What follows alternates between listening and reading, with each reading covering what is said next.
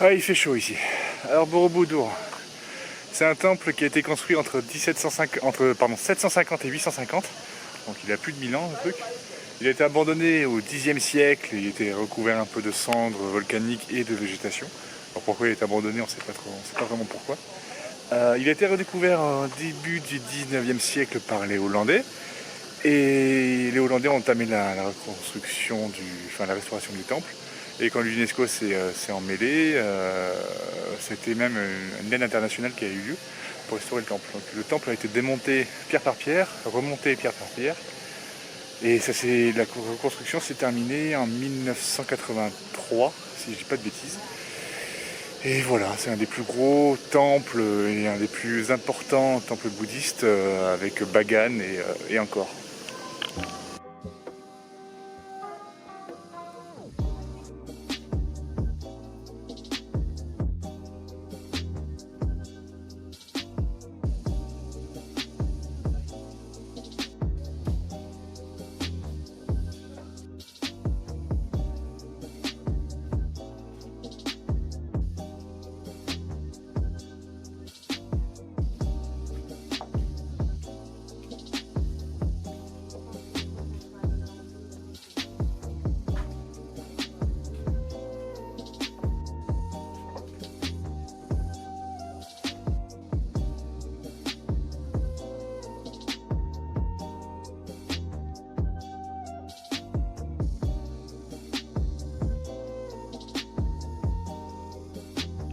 On a énormément de chance, entre guillemets, on a galéré pour venir ici, parce qu'aujourd'hui c'est le jour des élections, du second tour des élections présidentielles.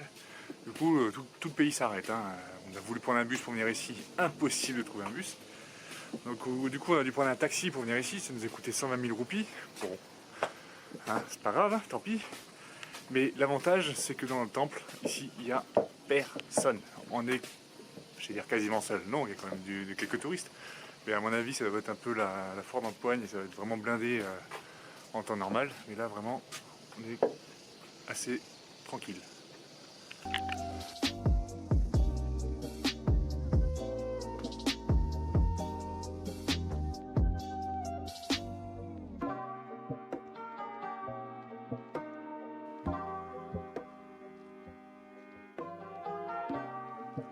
Allez, je continue mes petites explications, histoire que vous ayez tout. Donc, le temple de Borobudur, c'est un gros carré qui fait 123 mètres de côté et 45 mètres de haut. Et au sommet de ce cube, entre guillemets, il y a ceci, des stupas. Donc les petites stupas, comme on voit là, tac. Il y en a 72 au total sur 3 paliers. Donc, d'abord 32, ensuite 24, le palier au-dessus, ensuite 16, pour arriver à la dernière grosse stupa qui est censée représenter le Nirvana. Voilà, je pense que c'est pas mal. Bon, et dans chaque stupa, il est censé se trouver un Bouddha, comme ça, sauf que malheureusement, il y a une grande partie qui ont été décapités. Il y a 500 Bouddhas au total, à peu près sur le temple. Énorme.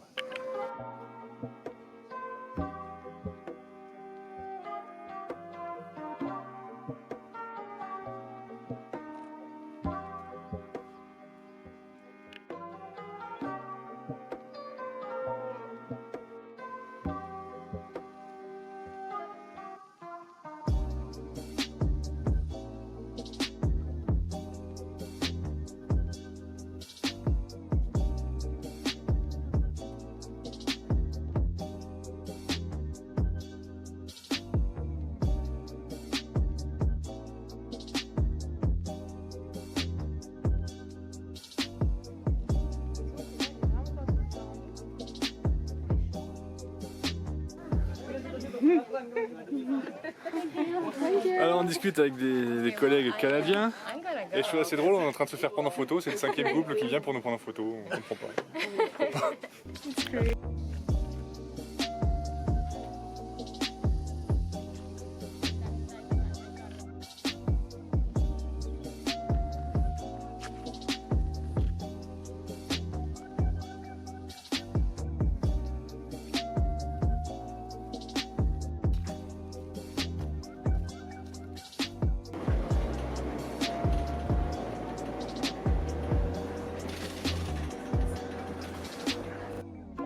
On est où? On fait quoi? Alors on est sur le site de Prambanan qui se situe au nord-est de Yogyakarta, sur la route de Solo en fait. Donc c'est un site, enfin c'est un très grand parc en fait, où il y a pas moins de 240 temples. Bon, la plupart sont aujourd'hui plus ou moins détruits ou c'est des tas de pierres. Hein. Donc nous on va visiter les 8 temples principaux. Donc ce sont des temples qui ont été construits entre le 8e et le 10e siècle par la dynastie hindoue. Donc ce sont des temples hindous dont les principaux sont, enfin le plus grand est dédié à Shiva, ensuite il y en a un dédié à Vishnu, un autre à Vishnu, Brahman. Shiva et Brahma. Je sais plus lequel le Brahma. troisième.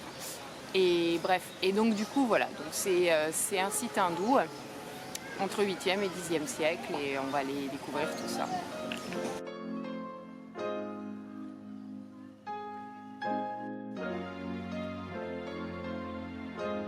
Là, il y a des étudiants qui vont nous expliquer le temple pour gratuitement. C'est plutôt cool. Bon, à la base, les temples n'étaient pas avec du ciment ou autre, c'était juste emboîté, imbriqué. Et tous les édifices qui sont encore debout ont été restaurés après le tremblement de terre de 2006. Et ils ont été reconstruits avec du ciment pour que ça résiste mieux.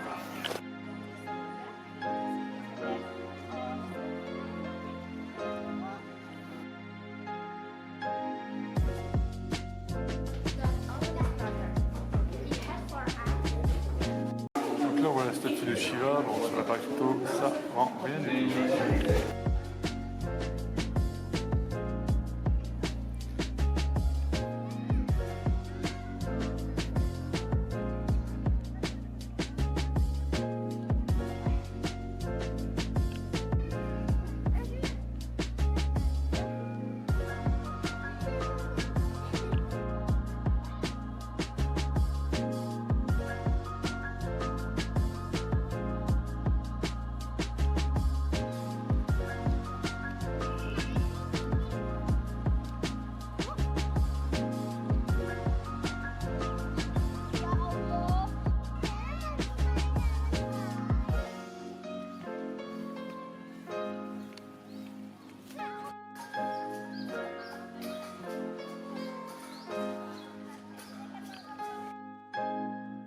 Donc on est en train de booker les billets de train pour aller jusqu'à Jakarta. C'est un peu compliqué, le 20 pas de train, le 21 pas de train, le 22 pas de train. Enfin si, il y a des trains mais ils sont tous déjà pleins, donc on part le 23. On aura seulement 5 jours à Jakarta, pourquoi pas. Et donc pour booker les billets de train, c'est dans les petits combini, qui s'appelle ici Alphamart ou Indomaret. Et voilà, donc c'est la caissière qui fait ça directement. Et bon, on est obligé d'user du langage des signes pour se faire comprendre, c'est assez folklore et assez marrant. Ça va Morgane, tu arrives ?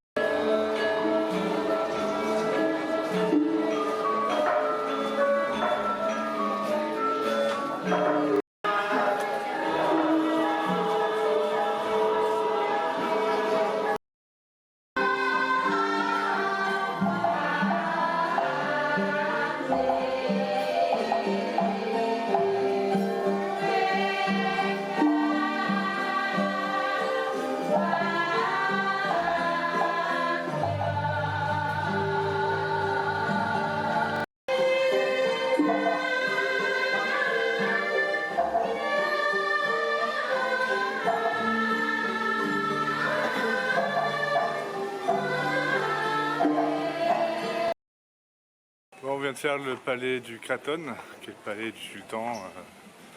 Honnêtement, heureusement que c'était pas cher. Bon, on n'a pas trouvé ça ouf. Hein.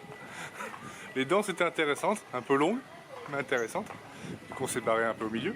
Mais ouais, bon, c'est à faire si... Bah, disons que c'est des danses assez maniérées. Je disais à Antoine un petit peu comme Bollywood, un genre très maniéré. Mais Bollywood, ça bouge. Et Bollywood, ça bouge, c'est cool quoi. Là, ça bouge Là, pas. c'est d'autres tensions. Là. Ouais. Mais bon. Ah, c'est pour vous dire, on a failli s'endormir.